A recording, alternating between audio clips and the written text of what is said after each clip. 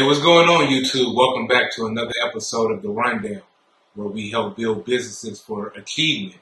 And today we are excited to welcome our first guest of the show ever, Miss Karen Allen. She's a part of the Allen team with her daughters, real estate agents. So she will be talking with us about her real estate business and also the California Black Business Network, which is a Facebook page that she created to help promote black businesses in mostly in Northern California, but all over California. She would also be talking to us about first-time home buyers like myself, and I look forward into the Black Business Network just to start buying black, I should say, because that's a powerful movement of what we've been going on lately as far as everything political and everything is just bringing money back into the black business culture.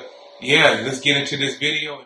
All right. Thank you, everyone, for joining us again. We have our first guest, Karen Allen, here. We're excited about it. Hello, Karen. How are you doing today?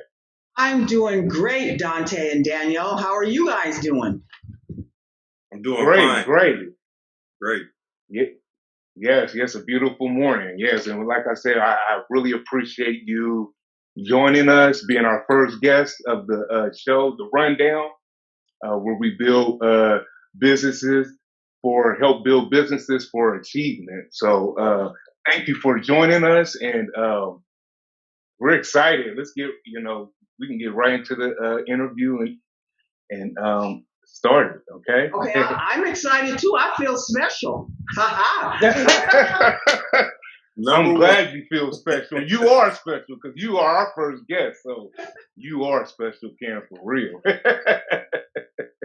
Yes. So, I'm gonna allow you to basically introduce yourself. Tell us a little bit about yourself, and you are a real estate agent. Give you a chance to explain what you do there, and so we can start from there. Okay, thank you very much. Yes, I am a real estate professional with Catalyst Real Estate Agency. Catalyst Real Estate is the largest African-American owned brokerage in Northern California. They're located in Stockton. However, I am in Hayward and I cover the East Bay. I've been a realtor for the last 6 years. Before that, my background was in telecommunications. I worked for I was in corporate America. But I fell into this. And this I love. It's just wish I would have been there 20 years ago, but I'm not. I'm here now.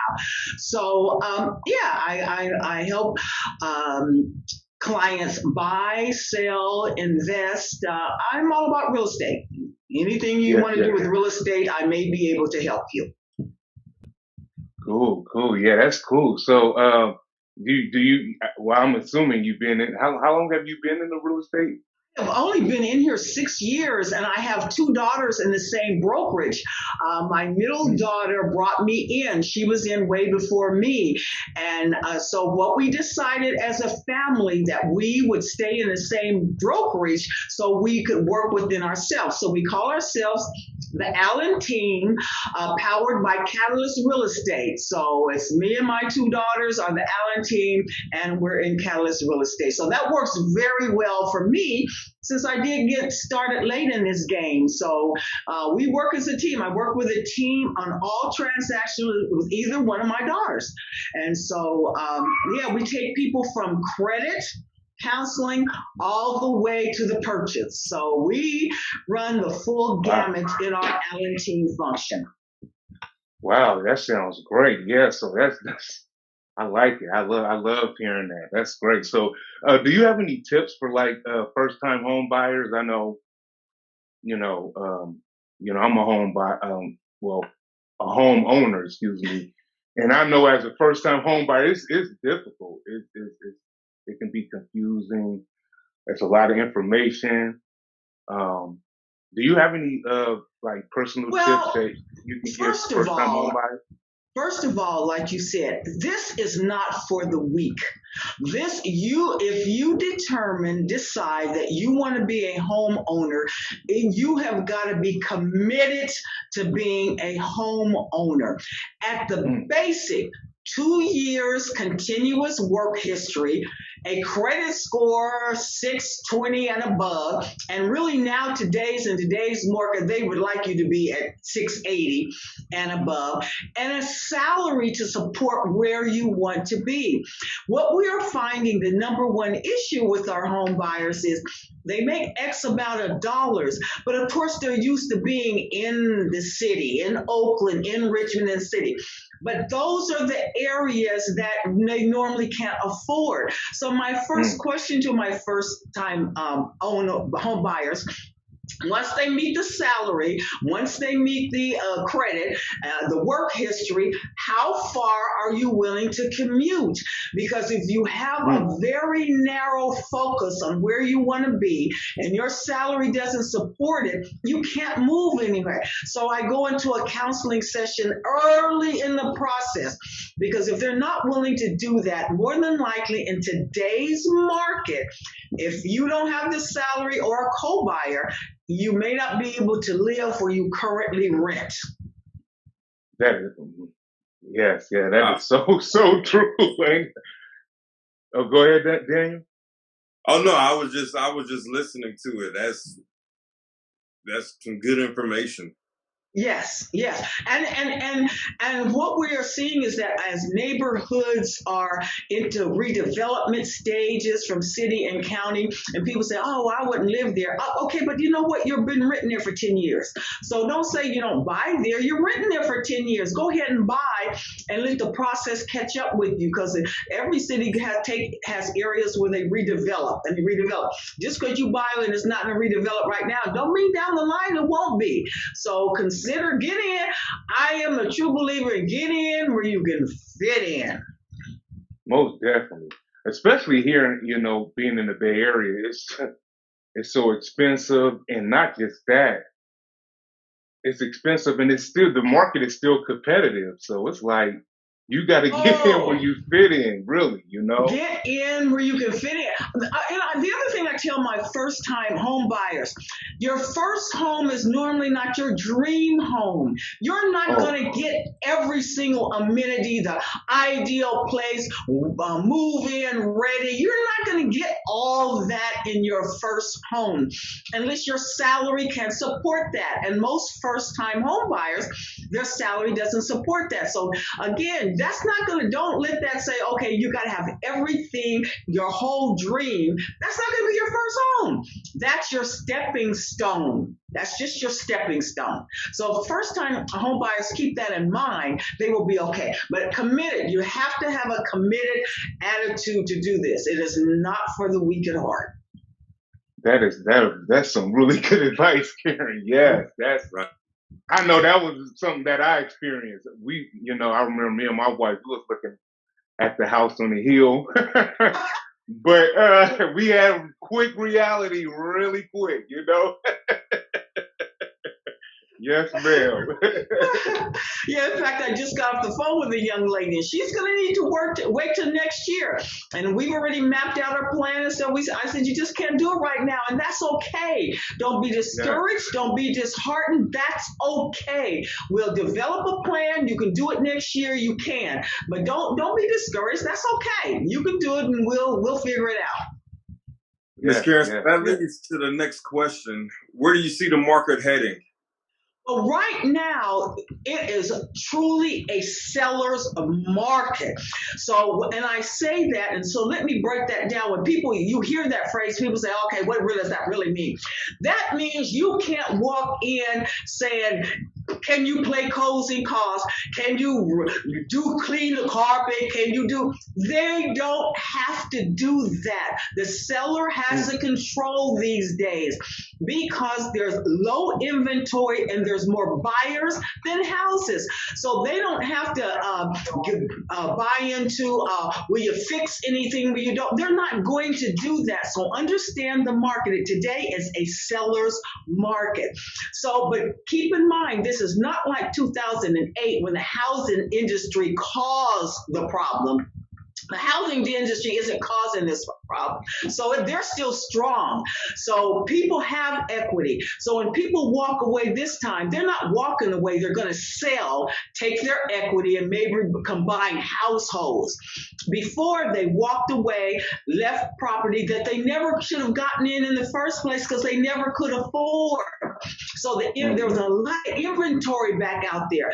Don't expect to see that coming up. People may sell because they have equity, and you still got more buyers than you have sellers. Wow. Remember, everybody didn't lose their job. Everybody didn't lose their income. When you hear those millions that did, yes, they did, but the rest of them did not, and they're out there buying. So it's most definitely a seller's market. A seller's market, but don't get that false sense of security that next year that the market is going to crash due to housing, and then you're going to get all these low-cost housing. That's probably not going to happen. And what I tell my first-time buyers is this: when it does happen, you still don't get them, because guess what? All the investors come out with their cash money and they buy them up. They're just waiting for the houses to get low. They don't like this market right here because they don't want to pay market value.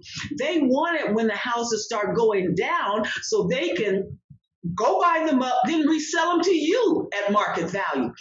So keep that in mind. If you're not in position now, you may not be in a position then. So when people say, oh, I would just wait till the houses go down, but are you in a position right now? And what if you're not right now, what are you going to do to be in a position then? Yes, most definitely. All right. I agree, Karen. Investors are waiting. Yes. They got cash money. They got buku money. Right. And cash, man, cash talk. So cash is king, period. Yes. No, my daughter and I just sold one in Oakland. I mean, we had 10 offers. I mean, we sold in 4 days. It was on the market in 4 days. I just sold one in the Sacramento area. It was on the market 3 days. Gone. Oh, both of them over asking price. The one in Oakland was $45,000 over asking price. So if you're not able to put that kind of money in and do that, then you can't compete. Can't compete. Wow. Yes. That's good. So, that's really good. So, most definitely we will most definitely make sure we put your information, for you and your daughter's information in our description box for everybody to contact you. You guys can see Karen is very knowledgeable.